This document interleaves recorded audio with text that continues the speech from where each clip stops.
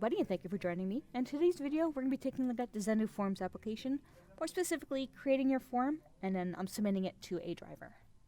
So the first thing you're going to do is head to my Geotab and then open up the ZenduForms application. And we can see here a list of all the forms that we currently have active or have used in the past.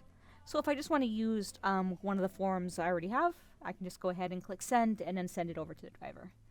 But let's go ahead and create a new one so we can show you how it's done. So I'll go ahead and click on add form.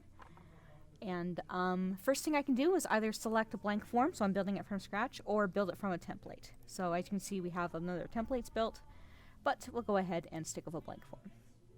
And next, I need to select which groups on the Geotab database will have access to this form. In our example here, we'll just go ahead and leave it so that everybody can access it.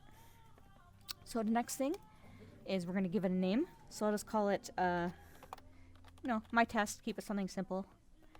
A description. If you want, you can go ahead and add a description for what this form is supposed to be. Okay, and with all that set up, we'll go ahead and click on continue.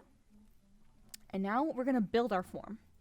So you can see over here on our left, we have a toolbox with lots of different options, ranging from something as simple as a singular input. So you can write a question, when was completed, and then the driver can, answer the question, or we can have a checkbox, and then, what was done. And then in item 1, 2, or 3, you can write down your options there. We also have a camera, so that way the driver will have to include a photo, whether that be a photo of the work that was done or delivery that they, the package that they delivered, what have you. Same thing with video. The driver would have to take a video. We also have a signature pad, so either he can get the customer to sign for it on his mobile device, or maybe he signs for it himself, what have you. And lastly, the important one is the Geotab, which includes the information from the Geotab of the truck that they're currently driving. So that way you can know their odometer and engine hours and what have you.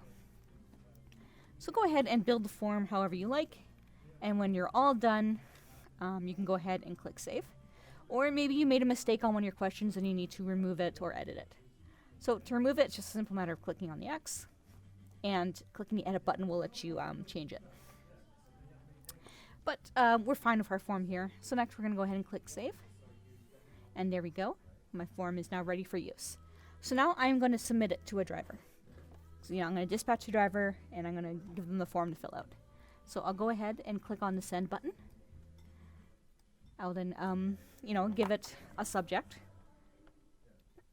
I can call it whatever I want. And a dispatch form from Geotab to driver name. So I'm going to go ahead and enter the name of the driver that I want to send it to. So I'll just go ahead and send it to myself. And deadline date. So I can even say, I want this due by, tomorrow at noon or whenever. So then go ahead and click send and add an SMS for number of user. So this is optional. So if I wanted to, I can enter the phone number of the driver. And when I do, they'll receive a text where they can go ahead and fill out the form on their phone via the text. That's for if they don't have Geotab Drive. Now, if they do, you can just go ahead and skip and it will send it to their Geotab Drive where they can fill it out in there. But I'll go ahead and enter the number. Okay, and I'll click OK. And that's all you have to do. The driver will then receive it via their phone as well as on their Geotab Drive application. So thank you very much for joining me, and we'll see you in the next video. Bye.